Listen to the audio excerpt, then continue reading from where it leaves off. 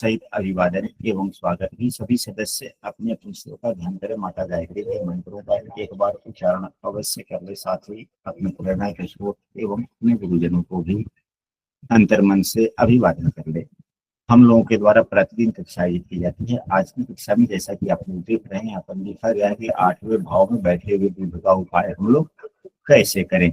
यदि कोई कक्षा में नया और हमारे प्रतिदिन की कक्षा में शामिल होना चाहते हैं तो स्क्रीन पर दिख रहे नंबर पर व्हाट्सएप पर कक्षा में कंटिन्यू कर सकते हैं, या इस वीडियो के डिस्क्रिप्शन में हमने अपने व्हाट्सएप का लिंक दे दिया है, हो सकते हैं। सबसे पहली बात, अलग अलग प्रश्नों के लिए अलग अलग प्रकार से किसी भी ग्रह के उपाय किए जाते हैं।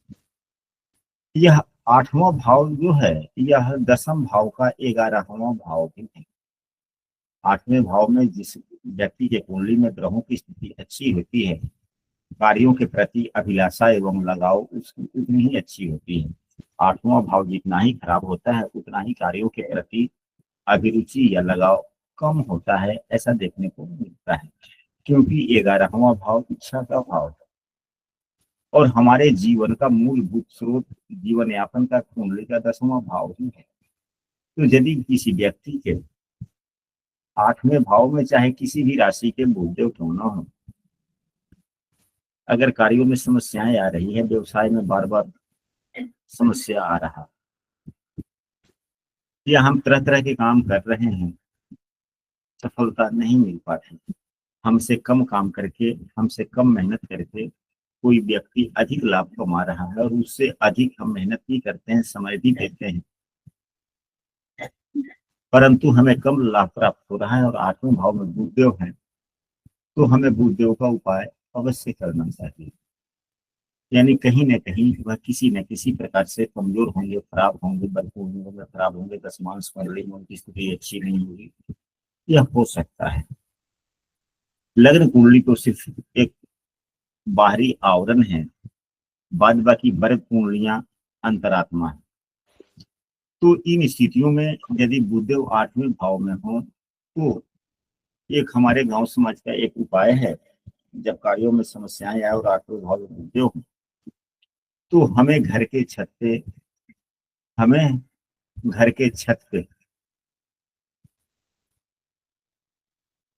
पानी का एक बर्तन रखना चाहिए। ऐसा हमारे बाबा ने बहुतों को उपाय बताते भी थे, हम भी बताते हैं और उन्हें लाभ भी मिलता है।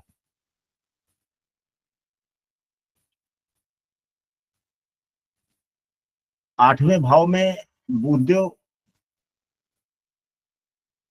हैं और व्यापार में या कार्यों में समस्याएं आए, ऐसा व्यक्ति हाथों में, अगर महिला हो तो या पुरुष हो तो, चांदी की जो कड़ा होता है, अगर वह भी व्यक्ति अगर पहनता है तो लाभ मिलता है। ये सभी क्या है? यह सब टोटके हैं जो हमारे गुरुजनों ने हमें बतलाए और मैं आपको कहा। हम सभी इन टोटकों पर जितना ही विश्वास भरोसे के साथ काम करते हैं या विश्वास करते हैं, उतना ही यह फलदायी होता है। टोटका वही होता है जिसके बारे में किसी को जानकारी ना हो, यानी कि हमने पहन लिया और हम पहनने के बाद में 10 लोगों को बोल रहे हैं कि हाँ ये है, हमने चांदी का या हाथ में सोना पहना, तब से यह स्थिति ठीक है, तुम भी पहनो, तो फिर टोटका का महत्व समाप्त हो जाता है। फिर टोटका का महत्व समाप्त हो जाता है। या हम अपने घर के छत पर भी अगर हम कुछ रखते हैं, पानी रखे और कुछ स्थितियों में सुधार है और हम किसी दूसरे तीसरों को बोलने लगे, फिर वह टोटका हमारे लिए खराब हो जाता है, वह कोई फर्क नहीं देता। अब रही बात, अभी कहा गया है कि राशियों के अनुसार से, तो राशियों के अनुसार से हम लोगों ने पूर्व में भी काफी चर्चाएं की है तत्वों के आधार पर। यदि जल तत्व में बैठे, अगर ग्रहगण बुधदेव अगर बैठे हुए हैं तो राशियों का तत्व तो 4 ही होता है, अग्नि तत्व। तो अग्नि तत्व के किसी भी ग्रह का उपाय अग्नि के ही सहारे किया जाता है। अग्नि तत्व में बैठे हुए ग्रह, यानी कि हम हवन ही कर सकते हैं, ज्यादा लाभकारी होता है। या जिस ग्रह तो हम हवन करना चाहते हैं, हम हवन ना भी करें तो उस ग्रह के जो देवता होते हैं, बुध के देवता कौन होते हैं? भगवान विष्णु या कौन होते हैं? आप लोगों को ज्ञात है? गणपति। हाँ जी, गणपति। गणपति।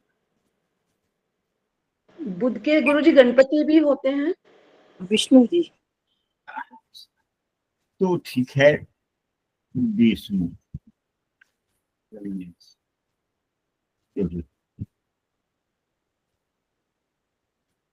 तो विष्णु भगवान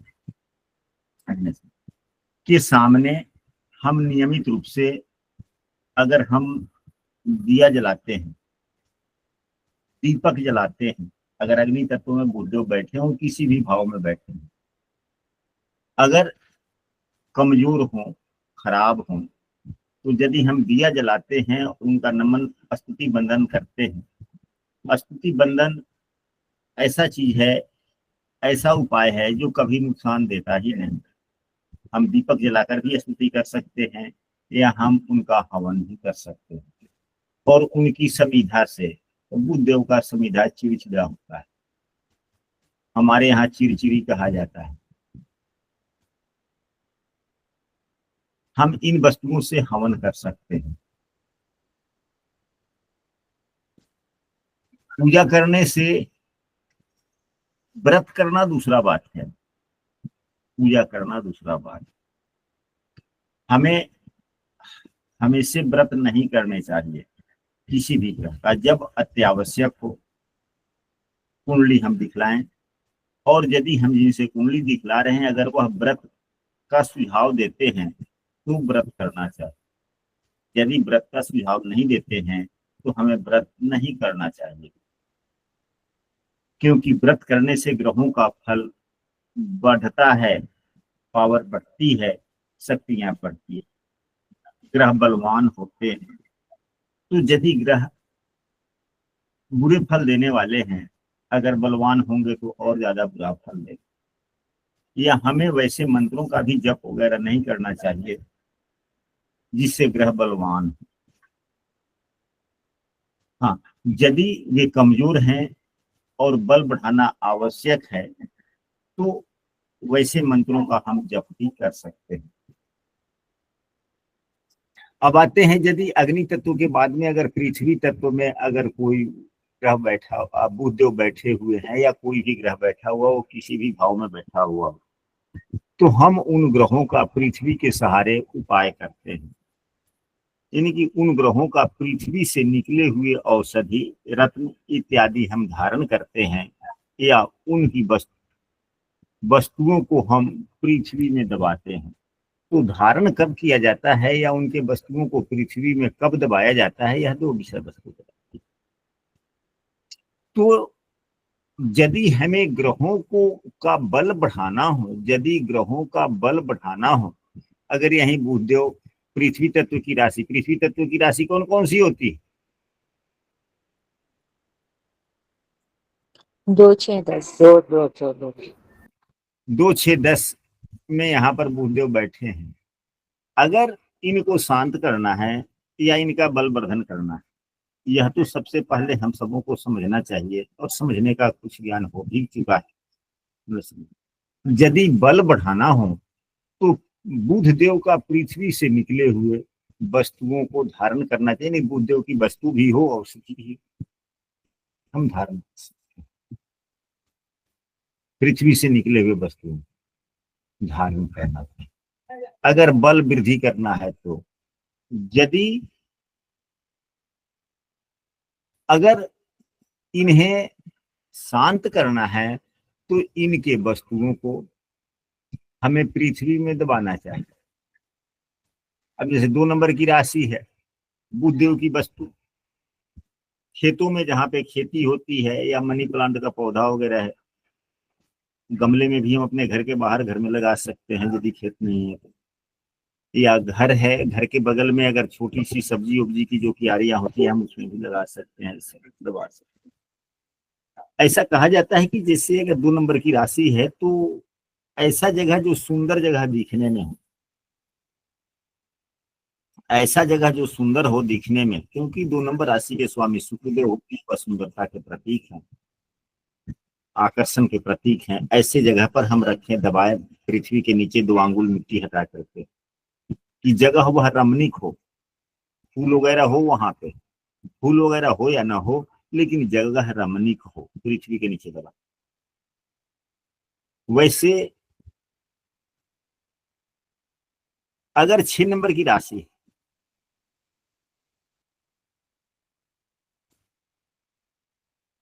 तो खेतों में,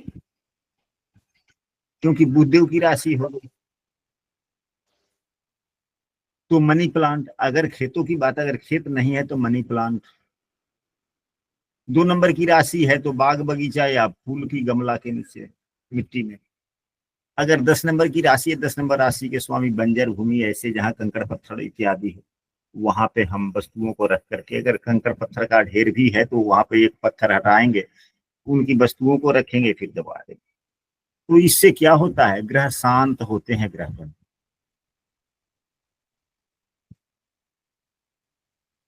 इससे ग्रहगण शांत होते हैं। अब आते हैं वायु तत्व में। अगर कोई भी राशि हो, कोई भी ग्रह हो, यदि बुधदेव ही क्यों ना हो, बुधदेव का उपाय करना है तो हमें इनकी स्तुति करनी चाहिए, मंत्र का जप करनी चाहिए। अगर बल वृद्धि हेतु करना है तो तांत्रिक मंत्रों का, शांत करने हैं तो वैदिक मंत्रों का। अगर दोनों में कोई स्थितियां समझ में नहीं आ रही है तो नाम मंत्र का जप करना चाहिए, और जप ऐसा कि ध्वनि निकले, ध्वनि मुंह से हल्का निकले, क्योंकि यह वायु तत्व में। अगर चुपचाप हम मानसिक जाप कर लेते हैं तो यह उतना फलदायी नहीं है,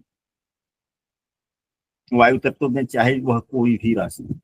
अब आते हैं जल तत्व में। अगर जल तत्व में ग्रह गण हैं, अगर उनके बल को वृद्धि करना है तो हम जल में उनसे संबंधित अन्न हमको डालने चाहिए, ताकि वह अन्न जलीय जीव खाएं तो ग्रह में बल बढ़ेगा। अगर हमें शांत करना है तो वैसी वस्तु हम डालें जल में जो अंदर न जाए, जल के ऊपर ही रहे, और वह बहता हुआ जल हो, और हमारे सामने से वह दूर चला जाए, ऊपर ऊपर, और हम उसको देखें कि वह हमसे दूर जा रहा है। इस प्रकार ग्रह शांत होते हैं जल तत्व के। अब यहाँ पर बातें, प्रश्न यह आ जाती है कि हर जगह नदी नहीं होगा, हर जगह नदी, फिर क्या करेंगे? नदी नहीं है, घर तो है, घर में टूटी नलका तो लगा हुआ।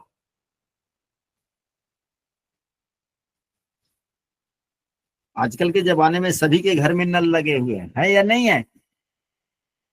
जी गुरु जी। तो हम नल में एक पाइप ऐसे लगा देंगे कि पानी का बहाव उत्तर से दक्षिण दिशा की तरफ हो। पानी का बहाव उत्तर वह से बाल, दक्षिण की हाँ, उत्तर से दक्षिण दिशा में। हालांकि नदियां भी उत्तरायण भी बहती है कहीं कहीं, उत्तर की तरफ भी नदियां बहती हैं। हमारे गांव में एक नदी है, जिस नदी के किनारे हमारा गांव है, उस गांव में नदी उत्तरायणी बहती है। लगभग 500 मीटर तो नहीं, लेकिन हाँ 300 मीटर से अधिक दूरी तक उत्तरायणी बहती है नदी, पूरी एकदम सीधी उत्तर की तरफ बहती। और वह पहले ऐसे आई है दक्षिण की तरफ, फिर पश्चिम की तरफ हुआ है, और पश्चिम से फिर यह उत्तर की तरफ आकर के फिर ऐसे नदी आई, यानी कि काफी लंबा दूर का है। तो नदियां भी कभी कभी उत्तर उत्तर की तरफ भी बहती है, और गंगा नदी भी बहुत जगह उत्तर की तरफ बह रही। ऐसे जगह का नाम आप लोगों ने सुना होगा कि उत्तरायणी गंगा फलाने जगह, सुना है कि नहीं आप लोगों ने? जी। तो जहां पे उत्तर दिशा में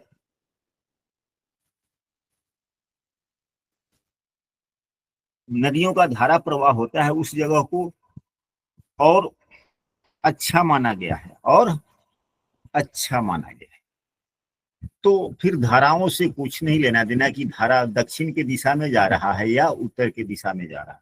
नदियों की धारा तो किसी भी दिशा में जाती है जगह के हिसाब से। तो हम नल का टोटी में एक पाइप लगा देंगे या उसको बालकनी तक लाएंगे या छत पे है तो भी ठीक है। टोटी खोल देंगे, थोड़ा सा पानी अपने आप बहने लगेगा और हम उस पर बहते हुए पानी पर संबंधित ग्रह का कुछ छोटा सा ऐसा वस्तु रखेंगे कि हम देखेंगे कि हाँ हम अपने सामने रखेंगे। जब उसको पानी के ऊपर बहते हुए पानी पर डालेंगे तो वह कुछ ना कुछ हमसे दूर होता जाएगा। तो कहने का मतलब यह हमारे गुरुजन कहते हैं कि जब हम बहते हुए पानी में अगर हम जिस ग्रह से संबंधित वस्तुओं को रखते हैं और जब हम देखते हैं कि वह हमसे दूर जा रहा है, ठीक उसी प्रकार उस ग्रहों से संबंधित जो समस्याएं होती है हमसे दूर जाती है, ऐसा विश्वास लोग करता है और ऐसा देखा भी जाता है। तभी तो बहुत से ग्रहों के उपाय में हम लोग कहते हैं कि यहाँ नारियल में या फलाना वस्तु रख करके नदी में बहा दीजिएगा ताकि वह बह जाए। यह तो जल तत्व का उपाय है। अब इसके बाद में बुद्धदेव के बारे में और भी बहुत कुछ है। यंत्रों के बारे में, तो यंत्र के बारे में जैसा कि सभी ग्रहों का यंत्र हम लोगों ने पूर्व की भी कक्षाओं में बनाने के लिए सीखा था। बुद्धदेव का जो यंत्र होता है वह 24 अंकों का होता है। मतलब सभी अंकों को जोड़ने पर 24 अंक प्राप्त होते हैं।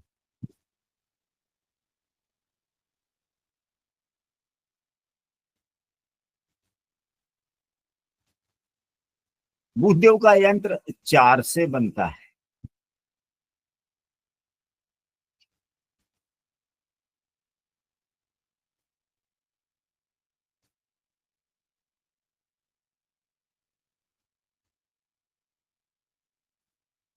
अगर हम नीचे की तरफ 4 लिखते हैं, यदि हम नीचे की तरफ 4 लिखते हैं तो यह शांति वाली हो गई स्थिति।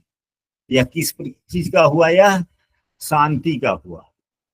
अगर हम इसी को बल वृद्धि हेतु अगर हम यंत्र बनाते हैं तो यह 4 ऊपर लिखना चाहिए।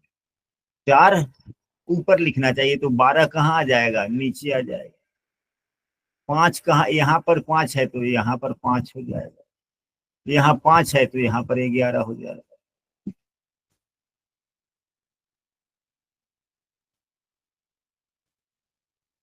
7 8 9 यहाँ पर नहीं हुआ, 9 यहाँ हो, यहाँ होगा 9 और यहाँ होगा 10।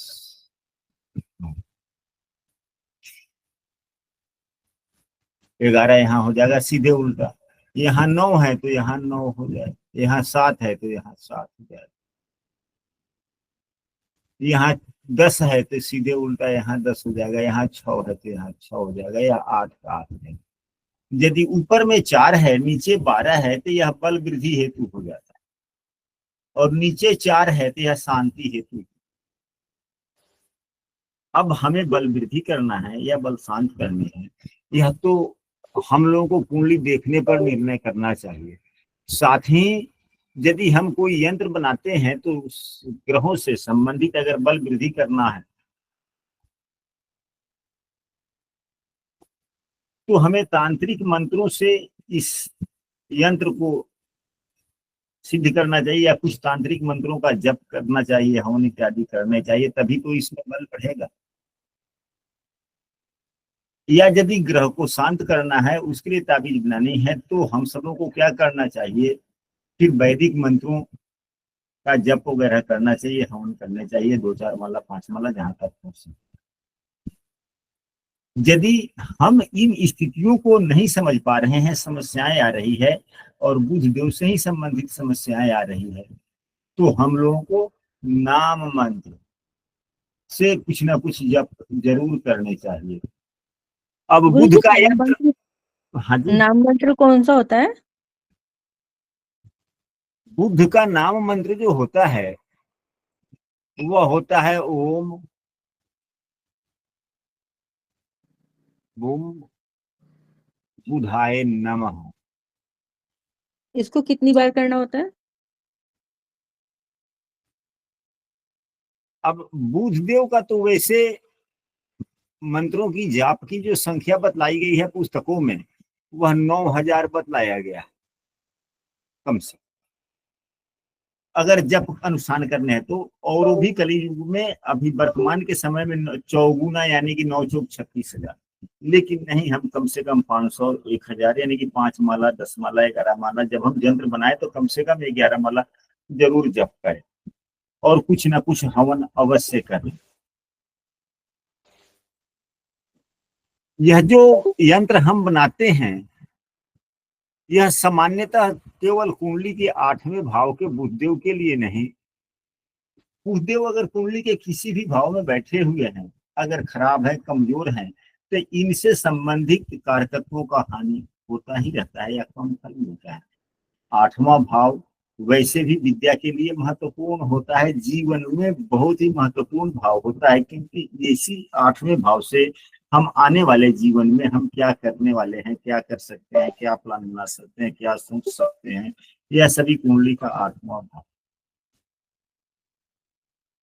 अब 8वें भाव में यदि बुधदेव खराब स्थिति में होते हैं तो वर्तमान में तो हम कुछ अच्छा ही सोच लेते हैं, रात्रि के समय में हम अच्छा सोच लेंगे कि हाँ भाई कल परसों या 10 दिन के बाद में हमें जाना जहां होगा हम इस प्रकार से बातें करेंगे, सोचने के लिए तो अच्छा सोच लिए, परंतु यह सोच जो हमने अपने भविष्य के लिए सोचा वह भविष्य में लाभकारी नहीं हुआ। इसका मतलब है कि 8वें भाव में बुधदेव हैं और ज्यादा ही खराब है या फल नहीं दे रहे।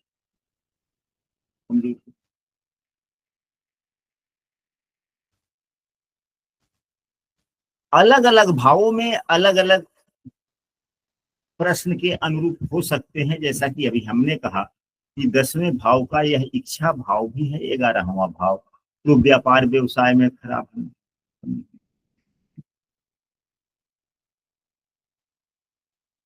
विद्या बुद्धि में कमी, निपुणता में कमी, व्यापार में असफलता, व्यवसाय,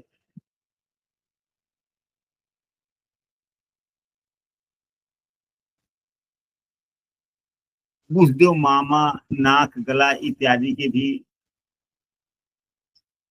कारक हैं।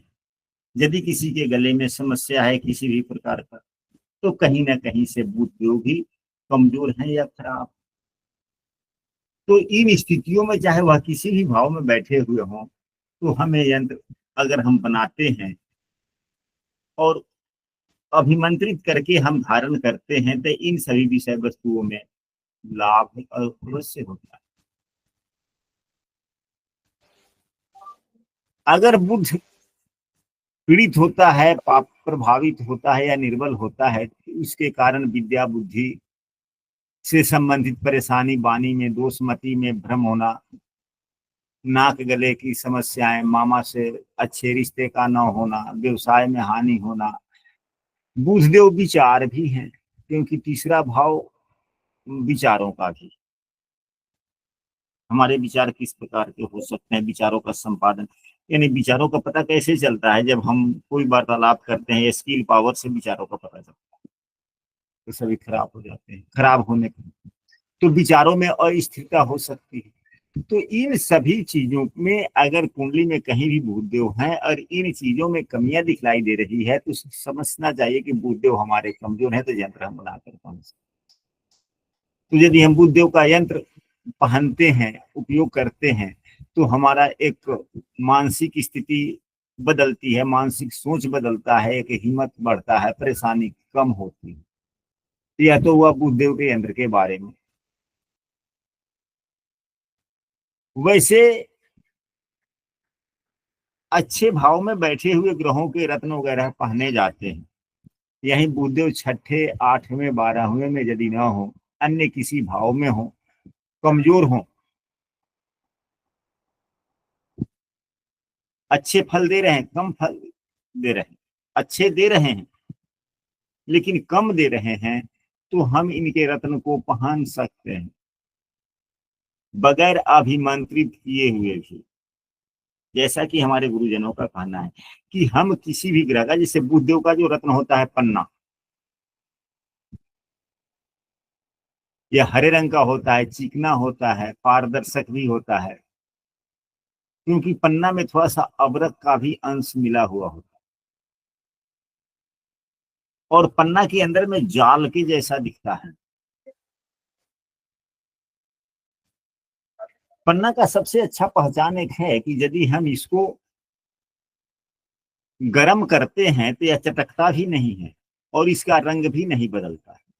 पन्ना का पहचान सबसे ज्यादा अच्छा पहचान तो यही, और भी जो रत्नों के जानकार व्यक्ति हैं इससे ज्यादा भी जान सकते हैं। तो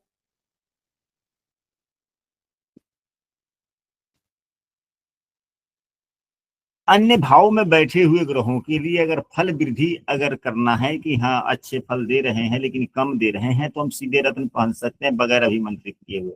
वह कहीं ना कहीं लाभ ही देगा, क्योंकि रत्नों का काम ही है कि प्रकृति में जो, अगर हम बुध देव का हम रत्न पहन रहे हैं तो बुध देव से संबंधित जो प्रकृति में जो तरंगे घूम रही हैं उस तरंगों को अवशोषित कर हमारे शरीर में डालना, यह रत्नों का काम, यानी कि पावर बढ़ाना रत्नों का काम। अगर हमारे बुद्धदेव अच्छे फल नहीं दे रहे हैं, खराब फल दे रहे हैं, और हम बगैर अभिमंत्रित किए हुए रत्न पहनते हैं तो नुकसान भी दे सकता है। तो यदि बुद्धदेव अच्छे फल नहीं दे रहे हैं, बुरे फल दे रहे हैं, तो रत्न तो वैसे धारण नहीं करना चाहिए। वैसे अगर हम रत्न भी धारण करते हैं तो अभिमंत्रित करके हम धारण करें। अभिमंत्रित करने का मतलब कि ग्रह से संबंधित कुछ नाम मंत्रों का भी उच्चारण हो और मन में यह संकल्प रहे कि मेरे पास में ये जो समस्याएं हैं इस समस्याओं का समाधान है। तो फिर देवता फल किस प्रकार देते हैं, भावना से देते हैं, तो यह फल मिलता है। हम यदि बुध का रत्न देव अगर रत्न पहनते हैं, यदि यह शुभ भाव के, पंचम भाव के स्वामी हो जाए, नवम भाव के स्वामी हो जाए, दशम के हो जाए, लग्न के हो जाए, सातवें या चौथे भाव के स्वामी हो जाए, इन भावों के स्वामी हो जाए जो सुफल प्रदाता है, अगर हम पहनते हैं तो यह हमारे व्यवसाय को अच्छा करता है। निर्धनता में भी, निर्धनता से आगे निकलने के लिए, निर्धनता से संपन्नता में जाने के लिए यह सहायक होता है। परीक्षा विद्यार्थियों के लिए परीक्षा में सफलता दिलवाता है।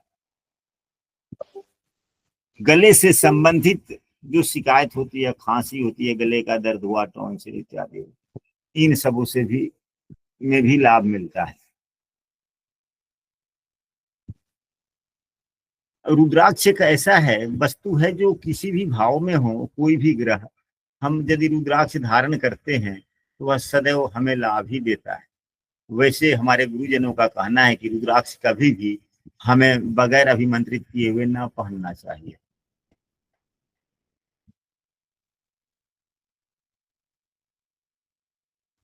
बुधदेव का जो रुद्राक्ष है वह 4 मुखी रुद्राक्ष है।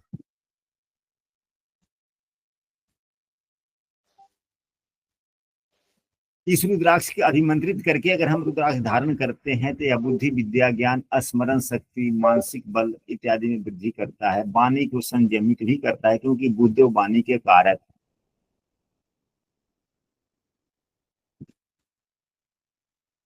और सात्विक विचारधाराओं में मजबूती देता है। साथ ही धर्म के प्रति आस्था को भी बढ़ाता है। बुद्धदेव का यदि हम रत्न पहनते हैं तो यह तो हुआ बुद्धदेव से संबंधित कुछ उपायों पर चर्चा।